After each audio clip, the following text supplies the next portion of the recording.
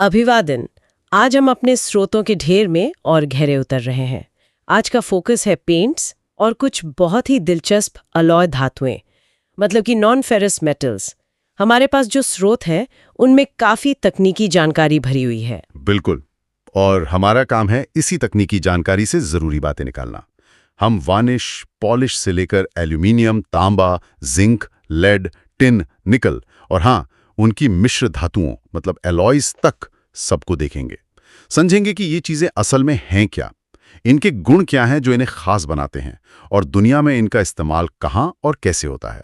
मकसद है कि इन मटेरियल्स की एक अच्छी गहरी समझ बन जाए। तो चलिए शुरू करते हैं इस ज्ञान यात्रा को। सबसे पहले पेंट और वार्निश की दुनिया में वापस चलते हैं। पिछले सत्र में हमने वार्निश की बात की थी, रेजिन का तेल, अल्कोहल या टर्पेंटाइन में एक तरह का घोल। अब कुछ खास किस्म की पॉलिश और पेंट्स देखते हैं जो स्रोतों में मेंशन्ड है। हाँ, तो सबसे पहले बात करते हैं फ्रेंच पॉलिश की। ये टेक्निकली देखें तो एक स्पिरिट वार्निश है। इसमें रेजिन को मिथाइलेटेड स्पिरिट मतलब एक किस्म के अल्कोहल में घोला जाता है, और ये कमरे के तापमान पर ही होता है, कोई गर्म करने की जरूरत नहीं पड़ती। अच्छा, और इसका खास मकसद क्या होता है? मतलब इसे लकड़ी पर क्यों लगाते हैं? देखिए, इसका मुख्य उद्देश्य है हार्डवुड मतलब जो सख्त लकड़ियां होती हैं ना, जैसे टीक या शीशम, उनकी सतह पर जो ग्रेन्स होते हैं उनके डिफेक्ट्स मतलब छोटी मोटी कमियों को छुपाना। इससे लकड़ी को एक बिल्कुल चिकनी स्मूथ फिनिश मिलती है। कह सकते हैं कि ये लकड़ी का एक तरह का मेकअप है। दिलचस्प, यानी कमियों को छुपाने के लिए। तो फिर वैक्स पॉलिश क्या करती है? क्या वो भी यही काम करती है? नहीं, वैक्स पॉलिश का इरादा तो बिल्कुल उल्टा है। इसमें होता है बी वैक्स यानी मधुमक्खी का मोम, जिसे टर्पेंटाइन तेल में घोला जाता है। अब फ्रेंच पॉलिश जहां दानों को छुपाती है, वहीं वैक्स पॉलिश लकड़ी की सतह पर जो कुदरती दाने होते हैं, नेचुरल ग्रेन्स, उनको उभारने का, हाईलाइट करने का काम करती है। ये लकड़ी की असली खूबसूरती को सामने लाती है। अच्छा, ये तो बिल्कुल ऑपोजिट हो गया। एक छुपाता है, दूसरा दिखाता है। वाकई अलग अलग जरूरतें हैं तो अलग अलग समाधान भी। इनके अलावा भी स्रोतों में कई और तरह के पेंट का जिक्र है ना? क्या उनमें भी कुछ ऐसी ही खास बातें हैं? बिल्कुल। स्रोतों में कई स्पेशल पेंट्स की लिस्ट हैं जो खास कामों के लिए ही बने हैं।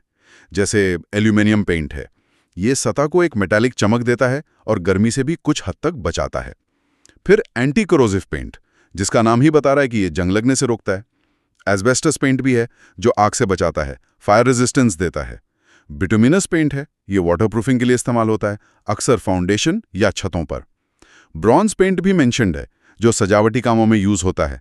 और यहाँ एक दिलचस्प तकनीकी बात है कि इसमें वेहिकल यानी बाइंडर के तौर पर नाइट्रोसेल्यूलोज लैकर का इस्तेमाल होता है। इससे उसे एक खास तरह की फिनिश और ड्यूरेबिलिटी मिलती है। इनके अलावा सेल्यूलोज पेंट है जो बहुत जल्दी सूखता है। सीमेंट आधारित पेंट है दीवारों के लिए। रबर आधारित पेंट है जिसमें लचीलापन और वाटरप्रूफिंग होती है। और प्लास्टिक पेंट जो आजकल घरों में आम है, वॉशेबल और टिकाऊ। हर एक की अपनी जगह अपना काम है। पेंट के इन किस्मों के बाद स्रोत में एक टर्म बार बार आ रहा है, पिगमेंट वॉल्यूम कॉन्सेंट्रेशन या पीवीसी। सुनने में तो प्लास्टिक पाइप जैसा लगता है, पर ये वो तो नहीं है। ये क्या चीज है आखिर? हाँ, नहीं, ये वो पीवीसी पाइप वाला नहीं है। पेंट की दुनिया में पीवीसी का मतलब है पिगमेंट वॉल्यूम कॉन्सेंट्रेशन।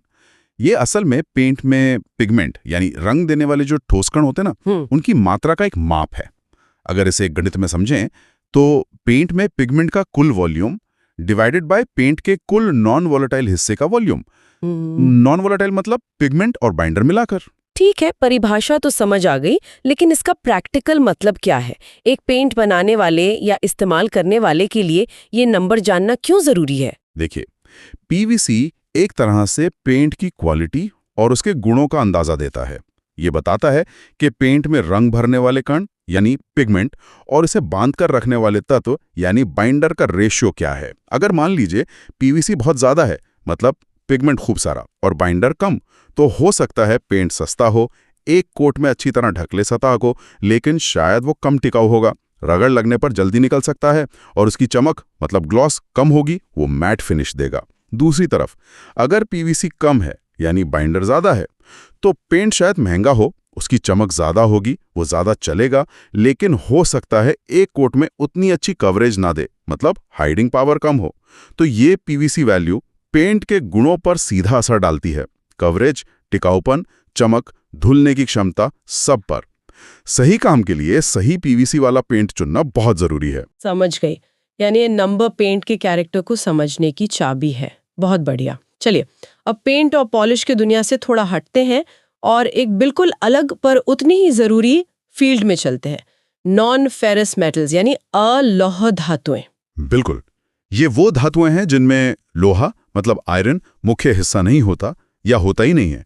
इनमें कई जानी पहचानी धातुएं हैं जैसे एल्यूमिनियम, कॉपर यानी तांबा, जिंक यानी जस्ता, लेड यानी सीसा, टिन और निकल। ये सब हमारी आज की दुनिया के लिए बिल्डिंग ब्लॉक्स की तरह हैं। इंजीनियरिंग, कंस्ट्रक्शन से लेकर रोजमर्रा की चीजों तक सब जगह इनका इस्तेमाल है और हर एक की अपनी अलग पहचान है, अपने गुण हैं जिन्हें समझना जरूरी है। तो शुरुआत एल्यूमिनियम एल से करते हैं। ये तो आजकल इतना कॉमन है, खिड़की दरवाजों से लेकर फॉयल पेपर तक। ये आता कहाँ से है? एल्यूमिनियम का जो मेन सोर्स है वो है बॉक्साइट नाम का अयस्क मतलब ओर। वैसे तो ये कुछ और खनिजों में भी मिलता है जैसे चाइना क्ले, काइनाइट, कियोलिन और कोरुंडम, पर जो कमर्शियल प्रोडक्शन है वो ज्यादातर बॉक्साइट से ही होता है। और इसकी पहचान क्या है? इसके गुण क्या हैं जो इसे इतना पॉपुलर बनाते हैं? दिखने में ये चांदी जैसा सफेद होता है और चमकदार भी। गुणों की बात करें तो ये मैलिएबल है, मतलब इसे पीट कर आसानी से पतली चादर बना सकते हैं। हाँ, एल्यूमिनियम फॉइल तो बहुत ही पतली होती है। बिल्कुल, लेकिन अगर डक्टिलिटी की बात करें यानी तार खींचने की क्षमता, तो ये तांबे से कम डक्टाइल है। ये टिन से ज्यादा कठोर होता है, पर इसकी सबसे बड़ी खासियत है इसका हल्कापन। ये बहुत बहुत हल्का होता है, स्टील के मुकाबले वजन में करीब 1/3, और हल्का होने के बावजूद ये काफी मजबूत और टिकाऊ भी है। इसकी थर्मल कंडक्टिविटी मतलब गर्मी पास करने की क्षमता ठीक ठाक है, पर इलेक्ट्रिकल कंडक्टिविटी यानी बिजली ले जाने की क्षमता काफी अच्छी है। तांबे के बाद कई जगहों पर इसी का नंबर आता है।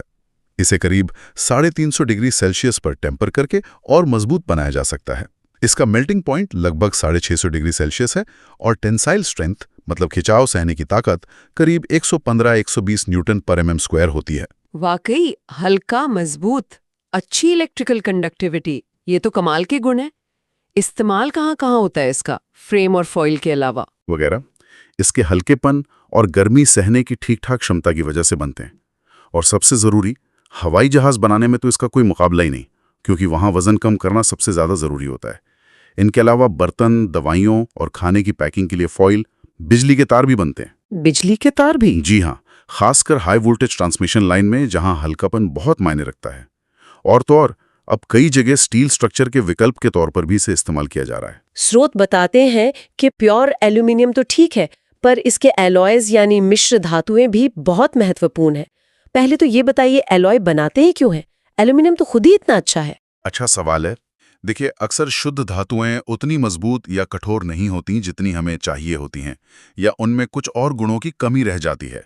एलॉय यानी मिश्र धातु तब बनती है जब हम एक धातु में एक या ज्यादा दूसरे तत्व, जो धातु भी हो सकते हैं और अधातु भी, पिघलाकर मिला देते हैं।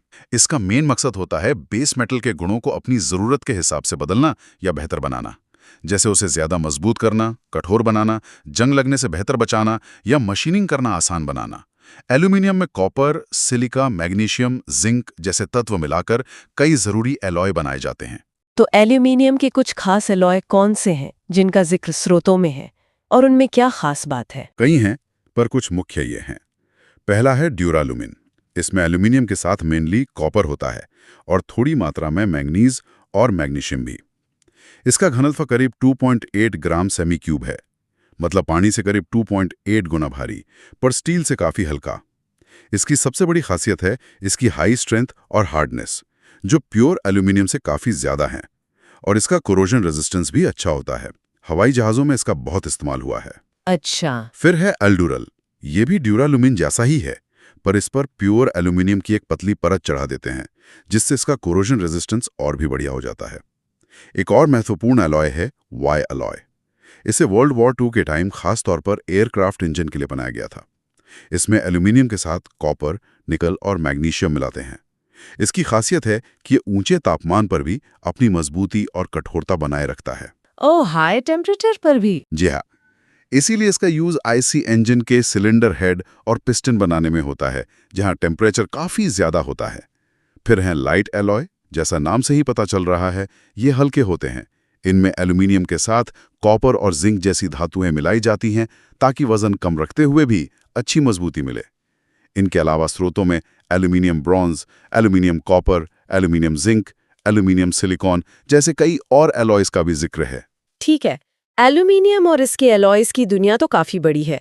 अब अगली धातु पर चलते हैं, जो शायद एल्यूमिनियम से भी पुरानी और ज्यादा जानी पहचानी है, कॉपर यानी तांबा, Cu। बिजली के तारों के बिना तो इसकी बात ही अधूरी है। ये मिलता कहाँ से है नेचर में? तांबा भी अपने अयस्कों से ही निकाला जाता है। इसके मुख्य अयस्क हैं copper pyrite, malachite, copper glance और चाल्कोपाइराइट। चाल्कोपाइराइट सबसे आम है। और बिजली के तारों के अलावा इसकी क्या खासियतें हैं? रंग तो इसका बहुत ही आकर्षक होता है। हाँ, ये चमकदार लाल भूरे रंग का होता है। इसकी सबसे बड़ी खूबी है इसकी कमाल की डक्टिलिटी, मतलब इसे खींचकर बहुत ही पतले तार बनाए जा सकते हैं। यही गुण इसे बिजली के तारों के लिए इतना जरूरी बनाता है। बिल्कुल। ये मैलिएबल भी है, यानी पीटकर चादरें भी बन सकती हैं। पुराने जमाने के तांबे के बर्तन याद कीजिए। हाँ हाँ। और जैसा आपने कहा, ये गर्मी और बिजली का बेहतरीन कंडक्टर है, चांदी के बाद शायद सबसे अच्छा। साथ ही इसका कोरोजन रेजिस्टेंस भी काफी अच्छा है। जब प्योर तांबा इतना उपयोगी है, तो क्या इसके भी एलॉय बनाए जाते? बिल्कुल, और तांबे के अलॉय तो शायद एल्यूमिनियम अलॉय से भी ज्यादा मशहूर और पुराने हैं। दो सबसे महत्वपूर्ण अलॉय हैं। पहला ब्रास यानी पीतल। ये मुख्य रूप से कॉपर और जिंक का अलॉय है। आमतौर पर इसमें 60 से 90% कॉपर और 10 से 40% जिंक होता है। जिंक मिलाने से तांबे की मजबूती और मशीनिंग कैपेबिलिटी बढ़ जाती है और रंग भी थोड़ा सुनहरा पीला हो जाता है। हाँ, पीतल के बर्तन, नल वगैरह। जी, नल, ताले, म्यूजिकल इंस्ट्रूमेंट्स, सजावटी सामान, पीतल हर जगह है। दूसरा है ब्रॉन्ज यानी कांसा। ये मुख्य रूप से कॉपर और टिन का एलॉय है। आमतौर पर इसमें लगभग 88 से 95% कॉपर और 5 से 12% टिन होता है। टिन मिलाने से तांबा ज्यादा कठोर, मजबूत और कोरोजन रेजिस्टेंट हो जाता है। मूर्तियां, मेडल्स वगैरह कांसे के होते हैं? हाँ, मूर्तियां, पदक, बेरिंग और पुराने जमाने में तो हथियार भी कांसे से बनते थे। अच्छा, तो ब्रॉन्ज सिर्फ कॉपर और टिन का ही मिक्सचर होता है या इसकी भी अलग-अलग टाइप हैं, जैसे एल्यूमिनियम एलॉय के थे? हाँ, ब्रॉन्ज के भी कई प्रकार हैं। इनमें टिन के अलावा या टिन के साथ दूसरे तत्व मिलाए जाते हैं खास गुण पाने के लिए। स्रोतों में कुछ का जिक्र है, जैसे मैंगनीज ब्रॉन्ज। इसमें कॉपर के साथ मैंगनीज और कभी-कभी जिंक और लेड भी मिलाते हैं। ये मजबूत और कोरोजन रेजिस्टेंट होता है, खासकर समुद्री पानी में, तो जहाज़ों के प्रोपेलर वगैरह बनाने में काम आता है। फिर है गन मेटल। ये एक क्लासिक ब्रॉन्ज है जिसमें आमतौर पर 88% कॉपर, 10% टिन और 2% जिंक होता है। ये मजबूत, घिसावरोधी और प्रेशर झेलने वाला होता है, इसलिए इसका उपयोग बेरिंग, बुशिंग और वॉल्व बनाने में होता है। गन मेटल नाम क्यों? शायद पुराने जमाने में तोपों वगैरह में इस्तेमाल होता होगा, इसलिए। फिर है बेल मेटल। इसमें कॉपर के साथ टिन की मात्रा ज्यादा होती है, करीब 20-25%। इससे ये कठोर हो जाता है और टकराने पर खास तरह की गूंज पैदा करता है, इसीलिए इसका नाम बेल मेटल है और इसका उपयोग घंटियां बनाने में होता है। अच्छा, इसलिए घंटियां कांसे की होती हैं? जी, बर्तन और कुछ इलेक्ट्रिकल फिटिंग्स में इस्तेमाल होता है। इनके अलावा aluminium bronze, phosphorus bronze, silicon bronze, beryllium bronze जैसे और भी ब्रॉन्ज होते हैं। हर अलॉय की अपनी खासियत है। पीतल और कांसे की इस दुनिया से निकलकर अब बात करते हैं जिंक यानी जस्ता, Zn की। हमने सुना कि ये पीतल बनाने में काम आता है। अपने आप में इसका क्या महत्व है? जिंक भी काफी जरूरी धातु है। ये मुख्य रूप से जिंक सल्फाइड अयस्क से मिलता है, जिसे स्फेलराइड भी कहते हैं। इसमें करीब 60-70% तक जिंक हो सकता है। जिंक कार्बोनेट और जिंक सिलिकेट भी इसके अयस्क हैं। और इसके गुण और उपयोग क्या है पीतल बनाने के अलावा? है इसकी बेहतरीन एटमॉस्फेरिक करोजन रेजिस्टेंस, मतलब हवा और नमी के असर से ये जल्दी खराब नहीं होता। ये काफी डक्टाइल भी है, जिससे इसे आसानी से किसी भी शेप में ढाला जा सकता है। इसका सबसे बड़ा यूज है गैल्वेनाइजेशन में। इसमें स्टील की चादरों, तारों या पाइपों पर जिंक की एक पतली परत चढ़ाई जाती है। ये जिंक की परत स्टील को जंग लगने से बचाती है। हाँ, वो जो छत पर लगने वाली चमकदार चादरें होती हैं। बिल्कुल, वो अक्सर गैल्वेनाइज्ड होती हैं। इसके अलावा जैसा हमने देखा, ये ब्रास यानी पीतल बनाने में काम आता है। जर्मन सिल्वर बनाने में भी इसका इस्तेमाल होता है। हाँ, जिसमें सिल्वर नहीं होता। जी हाँ, उसमें कॉपर, जिंक और निकल होता है। जो ड्राई सेल बैटरी होती है, जो हम टॉर्च या रिमोट में डालते हैं, उसका बाहरी खोल जिंक का ही बना होता है। और कुछ तरह के पेंट में भी जिंक ऑक्साइड या जिंक डस्ट का इस्तेमाल पिगमेंट या एंटी करोसिव एलिमेंट के तौर पर होता है। दिलचस्प। वो जर्मन सिल्वर वाली बात वाकई मजेदार है। चलिए अब एक भारी भरकम धातु की ओर बढ़ते हैं, लेड यानी सीसा। पीबी, इसके बारे में स्रोत क्या बताते हैं? लेड या सीसा अक्सर अपने प्योर फॉर्म में ही इस्तेमाल होता है, हालांकि इसके एलॉय भी हैं। इसे मुख्य रूप से इसके सल्फाइड अयस्क गैलेना लेड सल्फाइड PbS से निकाला जाता है। और इसकी पहचान क्या है? क्या गुण इसे बाकी धातुओं से अलग करते हैं? यहाँ सबसे पहली और चौंकाने वाली बात है इसका घनत्व, इसकी डेंसिटी। ये बहुत भारी धातु है। इसकी स्पेसिफिक ग्रेविटी लगभग 11.34 है। याद कीजिए, एल्यूमिनियम की सिर्फ 2.7 थी। ओ बाप रे, 4 गुने से भी ज्यादा भारी। जी हाँ, समान आकार का लेड का टुकड़ा एल्यूमिनियम से करीब 4 गुना ज्यादा भारी होगा। लेकिन भारी होने के साथ साथ ये बहुत ही नरम और कमजोर धातु है। स्रोत बताते हैं कि ये इतनी नरम होती है कि इसे नाखून से भी खरोचा जा सकता है। क्या बात कर रहे हैं, नाखून से? गुण है, फिर इसका उपयोग कहाँ होता है? इन्हीं गुणों की वजह से इसके खास उपयोग हैं। पेंट बनाने में लेड ऑक्साइड जैसे व्हाइट लेड या रेड लेड का उपयोग पिगमेंट और बेस के तौर पर बहुत पहले से होता आया है, हालांकि अब हेल्थ इश्यूज की वजह से कम हो गया है। इसकी नरम और मैलिएबल नेचर के कारण पुराने जमाने में पानी के पाइप लेड के बनते थे, अब नहीं बनते। इसकी सबसे बड़ी एप्लीकेशन है लेड एसिड बैटरी में, जो गाड़ियों में लगती हैं। यहां इसके केमिकल गुण काम आते हैं। इसका भारीपन और रेडिएशन रोकने की क्षमता इसे एक्सरे रूम या न्यूक्लियर रिएक्टर में शील्डिंग के लिए उपयोगी बनाती है। सैनिटरी फिटिंग्स में और सोल्डरिंग अलॉय बनाने में भी इसका इस्तेमाल होता है। सोल्डरिंग अलॉय मतलब किसी और धातु के साथ मिलाकर? हाँ, लेड टिन अलॉय बहुत महत्वपूर्ण है। इन दोनों धातुओं को मिलाने पर इनका मेल्टिंग पॉइंट कम हो जाता है, जिससे ये अलॉय बिजली के तारों या इलेक्ट्रॉनिक कंपोनेंट्स को जोड़ने, मतलब सोल्डरिंग या टांका लगाने के लिए बहुत अच्छा बन जाता है। समझ गई। लेड के बाद अब टिन SN की बारी।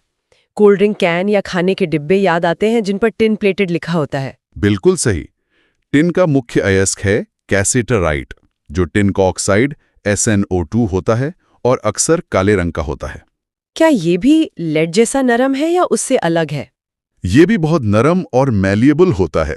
यहां तक कि स्रोत कहते हैं कि ये इतना नरम होता है कि इसे चाकू से काटा जा सकता है। चाकू से? अरे वाह! जी हाँ, लेकिन ये लेड से हल्का है। इसकी स्पेसिफिक ग्रेविटी 7.3 के आसपास है। दिखने में ये चांदी जैसा सफेद और चमकदार होता है। ये डक्टाइल भी है, लेड से ज्यादा पर स्टील से कम। इसकी सबसे बड़ी खूबी है इसका बेहतरीन कोरोजन रेजिस्टेंस, खासकर खाने पीने की चीज़ों के लिए। इसलिए स्टील की चादरों पर टिन की परत चढ़ाकर, जिसे टिन प्लेटिंग कहते हैं, खाने के डब्बे बनाए जाते हैं, ताकि खाना स्टील के संपर्क में आकर खराब ना हो। अच्छा, इसलिए वो कैन अंदर से चमकदार होते हैं। हाँ, हालांकि इसकी टेंसाइल स्ट्रेंथ यानी खिंचाव सहने की क्षमता कम होती है।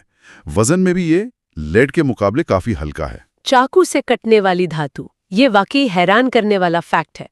उपयोग तो आपने बताया ही, कैन की कोटिंग में, बर्तन बनाने में जैसे कांसे में मिलाकर, और एलॉय बनाने में जैसे लेड के साथ सोल्डरिंग के लिए।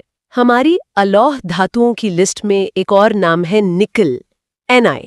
इसके बारे में क्या जानकारी है हमारे स्रोतों में? निकल मुख्य रूप से अपने सिलिकेट अयस्कों या सल्फाइड अयस्कों से मिलता है। अक्सर कॉपर या आयरन के साथ मिला हुआ पाया जाता है। और इसकी खास बातें क्या हैं? क्या ये भी नरम है या अलग है? नहीं, निकल काफी अलग है। इसकी स्पेसिफिक ग्रेविटी लगभग 8 से 9 के बीच होती है। ये कठोर होता है, लगभग स्टील जितना। ये चांदी जैसा सफेद होता है और पॉलिश करने पर अच्छी चमक देता है। इसका कोरोजन रेजिस्टेंस भी बहुत अच्छा है। इसीलिए अक्सर दूसरी धातुओं पर निकल की प्लेटिंग की जाती है, ताकि वे चमकदार दिखें और जंग से बची रहें। हाँ, वो क्रोम प्लेटिंग जैसी होती है। जी, निकल प्लेटिंग भी होती है। वजन में ये मीडियम है, न बहुत हल्का न बहुत भारी। इसकी एक खास केमिकल प्रॉपर्टी है जो इसे दूसरों से अलग करती है। ये नाइट्रिक एसिड में आसानी से घुल जाता है। ये जानकारी अक्सर कॉम्पिटिटिव एग्जाम्स या केमिस्ट्री के छात्रों के लिए महत्वपूर्ण होती है। अच्छा, और रोजमर्रा की जिंदगी में या इंडस्ट्री में कहाँ इस्तेमाल होता है निकल? इसका सबसे आम उपयोग सिक्के बनाने में होता है। कई देशों के सिक्के निकल या निकल के अलॉय जैसे कपड़ों निकल के बने होते हैं। इसके अलावा ये स्टेनलेस स्टील का एक बहुत जरूरी हिस्सा है।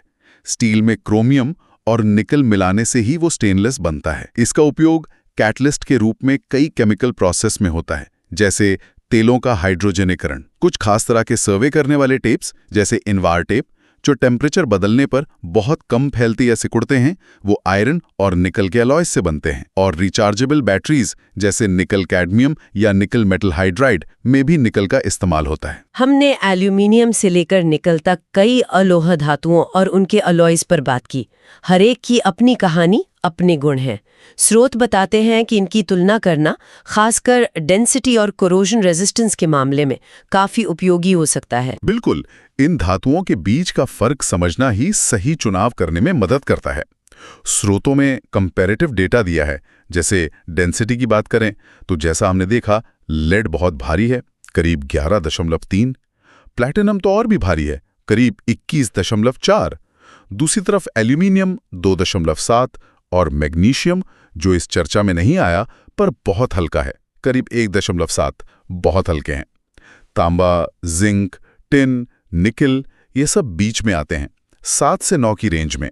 ये डेंसिटी तय करती है कि किसी एक साइज की चीज का वजन कितना होगा। और कोरोजन यानी जंग लगने की प्रवृत्ति, आमतौर पर लोग सोचते हैं कि जंग सिर्फ लोहे में लगता है। क्या ये सच है?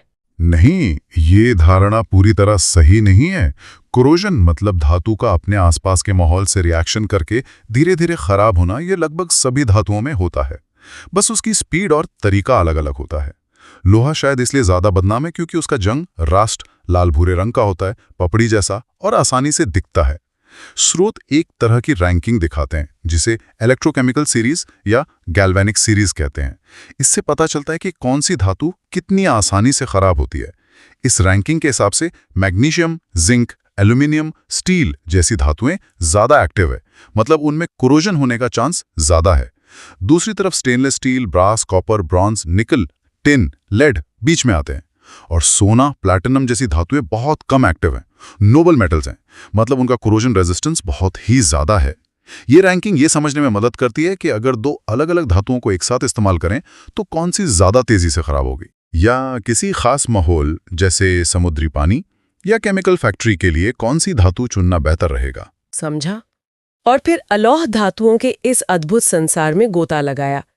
एल्यूमिनियम का हल्कापन और मजबूती, तांबे की कंडक्टिविटी और लचीलापन, जिंक का वो सुरक्षा कवच, गैल्वेनाइजिंग वाला, जी गैल्वेनाइजिंग, लेड का भारीपन और नरमी, टिन की वो चाकू से कटने वाली नरमी और जंग प्रतिरोध, और निकल की कठोरता और चमक। साथ ही उनके एलॉयज और कोरोजन की कहानी भी जानी। बिल्कुल, हमने देखा कि प्रकृति ने हमें धातुओं के रूप में कैसा कमाल का पैलेट दिया है, जिसमें हर रंग, हर गुण है।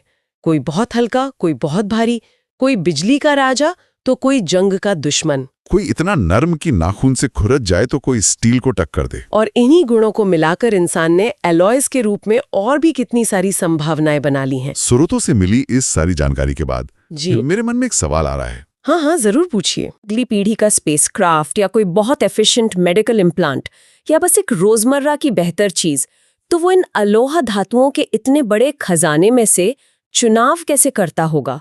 उसे वजन कम करना है पर मजबूती भी चाहिए, कॉस्ट भी देखनी है, दिखने में कैसा लगेगा ये भी जरूरी है, चीज टिकाऊ भी हो, एनवायरनमेंट पर असर भी कम हो। ये सब तो एक दूसरे के खिलाफ जाती जरूरतें हैं। क्या वो कभी लेड के उस भारीपन का फायदा किसी अनोखी जगह उठा सकता है, या टिन की उस अजीब सी नरमी का जहां कोई सोच भी नहीं सकता? क्या इन धातुओं के जो गुण हमें अजीब या कमजोर लगते हैं, उनमें भी कोई छुपी हुई क्रिएटिव पॉसिबिलिटी है? एक बेहतरीन और बहुत गहरा सवाल है। ये सिर्फ धातुओं के गुण याद रखने से आगे की बात है, ये उनकी असल प्रकृति को समझने की बात है। असल में इनोवेशन या नवाचार अक्सर वहीं से आता है जब हम किसी चीज के तयशुदा इस्तेमाल से हटकर सोचते हैं, या उसकी किसी ऐसी प्रॉपर्टी का फायदा उठाते हैं जिसे पहले किसी ने खास तवज्जो न दी हो। लेड का भारीपन शायद छोटे उपकरणों में स्टेबिलिटी देने के काम आ सकता है, या टिन की नरमी किसी खास तरह की सीलिंग या गैस्केट बनाने में। इन गुणों को एक रुकावट समझने के बजाय उन्हें एक चुनौती या एक अवसर की तरह देखना, यही तो क्रिएटिव इंजीनियरिंग और डिजाइन की असली पहचान है।